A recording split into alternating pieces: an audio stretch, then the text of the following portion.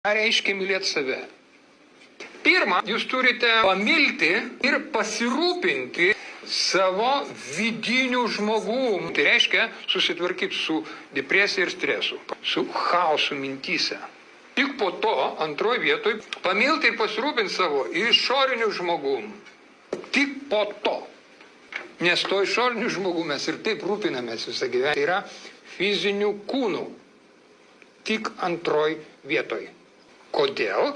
Todėl, kad jeigu žmogus rūpinasi tik fiziniu kūnu, pirmoje vietoje, o nesirūpina savo mąstymu, savo mintim, savo sielą, tai siela tokį pragarą užkuria fiziniam kūnui, kad jis tiesiog trumpai gyvena. Dabar po to, kai jis ir vieną ir kitą išmoko rūpintis, pamilo ir pasirūpino, trečias žingsnis yra sujungti juos abu į vieną. Tik ketvirtoj vietoj yra rūpintis kitais žmonėmis.